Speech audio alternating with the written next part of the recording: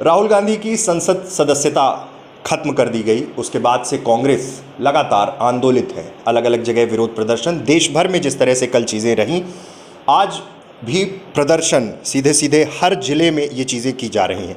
लेकिन बीजेपी का ये सवाल है कि कोर्ट ने फैसला दिया है, लेकिन उसके बाद कांग्रेस ऐसा क्यों कर रही है। हमारे साथ रीवा जिला कांग्रेस संगठन प्रभारी पूर्व सांसद प्रताप भानु शर्मा जी हैं। सर, जिस तरह से ये फैसला हुआ है जी, और जिस तरह से जल्दबाजी में सदन से उनको हटा दिया गया, उनकी सदस्यता समाप्त कर दी गई, क्या कहेंगे इस पूरे मसले को लेकर?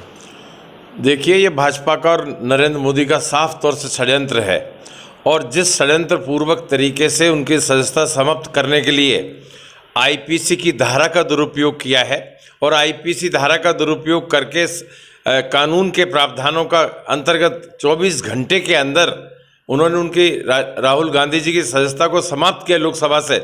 इसी से मालूम पड़ता है कि इसके पीछे पूरा षड्यंत्र है।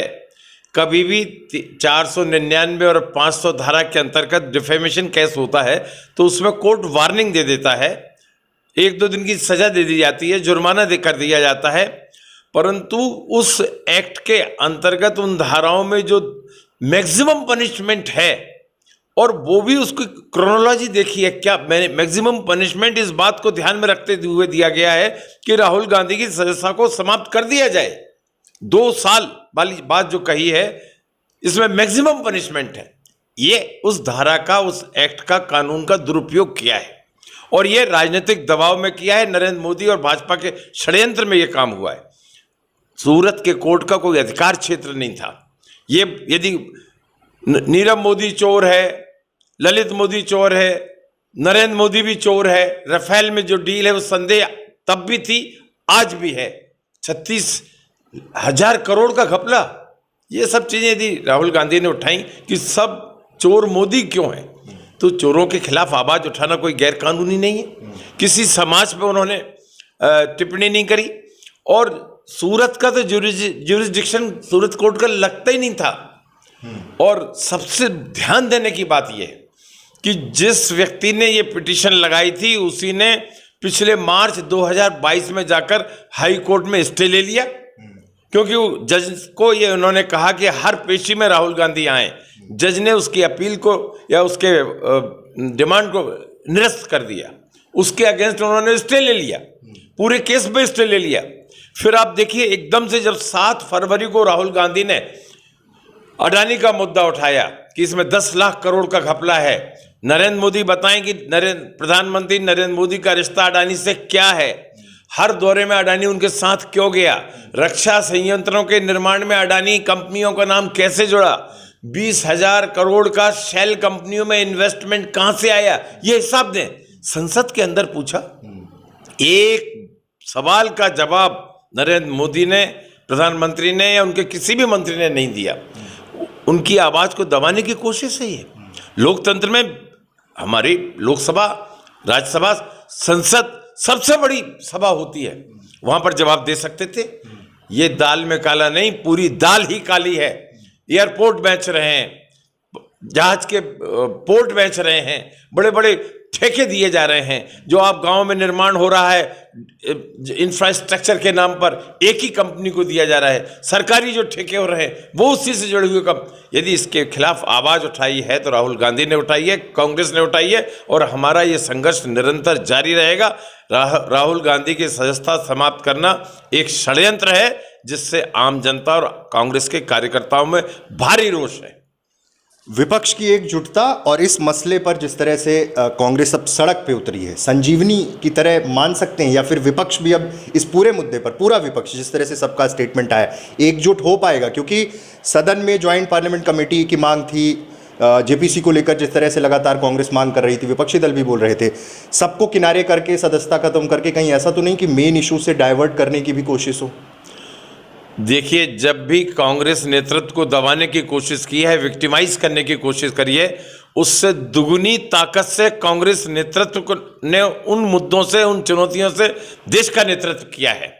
और बाय डिफॉल्ट मान लें या ब्लेसिंग इन डिस्गाइज मान लें, आज पूरा विपक्ष इस मुद्दे पर एक है, राहुल गांधी के साथ है।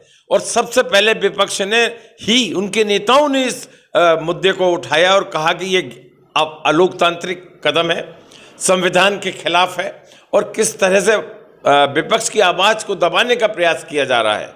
एक एक करके यदि सबको विक्टिमाइज करेंगे, आम आदमी के मनीष सिसोदिया को जेल में झूठे आरोप लगा के डाल दिया, आपने दूसरे जो हमारे विपक्ष के नेता हैं, चाहे वो जनता पार्टी के हों, चाहे आपके समाजवादी पार्टी के हों, चाहे बीएसपी के हों या अन्य विरोधी दल के हों, एक एक करके सबको षड्यंत्र पूर्वक उनकी आवाज़ को दबा रहे हो, बंद कर रहे हो। ये डिक्टेटरशिप, तानाशाही नहीं तो और क्या है। और इसमें सब एक आवाज में खड़े हो गए। जेपीसी एक ऐसा मुद्दा है, कांग्रेस ने हमेशा संसद की इस मांग का सम्मान किया है, चाहे बोफोर्स का समय रहा हो, चाहे 2G 3G में हो। जेपीसी का गठन हुआ और जो निर्णय आया, जो उसकी ऑब्जर्वेशन आई, जो रिपोर्ट आई, उसको स्वीकार किया गया। आज हम देख रहे हैं जेपीसी नहीं बना सकते, संसद में राहुल गांधी को बोलने नहीं दे सकते। आप क्यों आवाज दबा रहे हो? जेपीसी क्यों नहीं बना सकते? जेपीसी की डिमांड पूरे विपक्षी दल ने एक राय से करी है, राष्ट्रपति तक मार्च किया है, और 16 दल तो पहले आ गए थे। अब मुझे लगता है 24-25 राजनीतिक दल जेपीसी का गठन किया जाए, भ्रष्टाचार की जांच की जाए, और इसके खिलाफ भारतीय कानूनों के अंतर्गत अडानी के खिलाफ सख्त कार्रवाई की जाए। ठीक है, अब मैं प्रदेश की ओर आ रहा हूँ। पिछले दिनों राष्ट्रीय अध्यक्ष भाजपा के जेपी नड्डा भोपाल दौरे पर थे और उन्होंने कहा इस बार 200 पार, बीजेपी ने ये नारा दे दिया है। क्या कहेंगे? 200 पार का निर्देश और बूथ स्तर पर पन्ना प्रभारी और सबको तमाम बड़ी जिम्मेदारियां, उसके पहले छिंदवाड़ा में कमलनाथ को घेरने की कोशिश, ये दोनों घटनाक्रम, बीजेपी तो चुनाव मोड में आ गई। देखिए अमित जी, ये सब क्योंकि इन्होंने सौदेबाजी की जो सरकार, भ्रष्ट आचरण से बनी हुई सरकार मध्य प्रदेश में बनी है, इन 3 सालों में कुछ किया ही नहीं है। और यदि 18-19 साल की हम बात करें तो उस दौरान भी ऐसे कोई मुद्दे इनके पास नहीं है, झूठ बोलने के अलावा, कि मध्य प्रदेश में कोई उपलब्धि बता सकें। बल्कि जो योजनाएं कमलनाथ जी ने शुरू करी थी, उन 15 महीने की सरकार कह लो आप, जो भी कहो, लोगों ने तो जनादेश दिया था हमें 5 साल का, पर भ्रष्ट आचरण से सरकार गिरा दी और भ्रष्टाचार के सरगना बन गए शिवराज सिंह चौहान, जो प्रदेश के मुख्यमंत्री बने हुए हैं। आज देख लो, हर योजना में भ्रष्टाचार, कोई योजना पर झूठी घोषणाएं हो रही हैं। वो कहते हैं हम 1 लाख लोगों को रोजगार देंगे, कहीं कहते हैं 16 लाख करोड़ का इन्वेस्टमेंट आएगा। एक अभी आंकड़ा आया था मध्य प्रदेश की विधानसभा के पटल पर कि पिछले 10 सालों में 3.5 लाख करोड़ का ये इन्वेस्टमेंट का वायदा करते थे। इन्वेस्टमेंट मीट में MOU साइन हुए थे, उसके अगेंस्ट 8,000 करोड़ का इन्वेस्टमेंट आया है, सिर्फ 8,000 करोड़ का, और रोजगार मिला है 24,000 लोगों को 10 साल में। तो इसमें इनके झूठ का पर्दाफाश होता है, कथनी और करनी में फर्क सामने आते हैं। अब चाहे नड्डा जी आ जाएं, चाहे मोदी जी आए, चाहे शाह आ जाएं, मध्य प्रदेश की जनता इनके बहकावे में आने वाली नहीं है। अब की बार कमलनाथ सरकार। रीवा जिला संगठन में ये देखा गया, जब से परिवर्तन हुए उसके पहले से ही तमाम मैराथन बैठकें आप कर रहे हैं और अंतिम छोर तक पहुंचना, यानी कि विधानसभा की छोटी इकाई तक भी जाना, और प्रशिक्षण को लेकर कार्यक्रम चल रहे हैं, तमाम चीज़ें। हर महीने आप रीवा आ ही जाते हैं। जनरली ऐसा होता नहीं था पहले कि प्रभारी इतनी ज़्यादा विजिट करें। तो इस बार स्थिति सुधर रही है। 18 के परिणाम के बाद से पूरी तरह से प्रोएक्टिव हो गई है कांग्रेस, और 23 की तैयारी है ये। बिल्कुल 2023 की तैयारी है। पूरी शिद्दत से कांग्रेस कार्यकर्ता, कांग्रेस नेतृत्व इस काम में लगा है कि इस बार 160-170 सीटों पर कांग्रेस जीते। और विंध्य में मैं तो ऐसा मानता हूं 30 में से कम 25 सीटों पर कांग्रेस विजय होगी। और जब विंध्य में कांग्रेस जीतती है तो मध्य प्रदेश में कांग्रेस की सरकार बनती है। ये बिल्कुल परसेप्शन एकदम क्लियर है। और विंध्य की पावन धरती पर मुझे रीवा में ये काम करने का मौका मिला। यह खोने को कुछ नहीं है, क्यों हमारे पास कुछ नहीं है। हमने अच्छी प्लाउंग करके अच्छी भूमि तैयार कर दी है। फसल यहाँ के कार्यकर्ताओं को, यहाँ के नेताओं को उगाना है। और ईश्वर चाहेगा तो 8 में से 8 सीटें इस बार हम रीवा जिले में कांग्रेस जीतेगी। और 2023 के चुनाव में सबसे खास बात जो आएगी, युवाओं का रुझान कांग्रेस की तरफ है। बेरोजगारी इतनी ज्यादा हो गई है, महंगाई इतनी ज्यादा हो गई, गरीब हरिजन आदिवासी जिसने पिछले चुनाव में वोट दिया था भाजपा के झूठे नारों में, अब वो समझ गए हैं कि ये 1,000 रुपये उनके किसी काम का नहीं है। पिछले 10 सालों में 5,000 का बजट हर महीने उनके खाद्य सामग्री पे, उनके महीने के खर्चे पे बढ़ गया है। 1,000 का काहे का लालच दे रहे हैं? काहे की प्यारी बहना कह रहे हैं? बहना के ऊपर तो 5,000 का टैक्स लगा ही चुके हैं, ये नौजवानों पे 5,000 का टैक्स लगा चुके हैं। अब उन्हें लुभाया नहीं जा सकता। और कमलनाथ जी के नेतृत्व में ये खासियत है, जो वो कहते हैं वो करते हैं। और हम भी सरकार बना सकते थे, लोगों को खरीद फरोख्त कर सकते थे। कमलनाथ जी ने कहा नहीं, हम जनता की अदालत में जाएंगे, उनसे बहुमत लेंगे, उनसे आशीर्वाद लेंगे, और जब वो चुनाव का समय आएगा हम फिर से उनके आशीर्वाद से मध्य प्रदेश में कांग्रेस की सरकार बनाएंगे। एक आखिरी सवाल, रीवा में संगठन की आपके पास जिम्मेदारी है, प्रभारी हैं आप, बगावत रोक पाएंगे? क्योंकि ऐसा लगता है कई बार कि चुनाव जैसे ही आएगा कोई बागी हो सकता है, कोई पार्टी से हट कर चुनाव लड़ सकता है। इसके लिए भी क्या कोई रणनीति है? नहीं, अब इसमें सबकी मेहनत, कार्यकर्ताओं की एकजुटता ही सबसे बड़ी रणनीति है।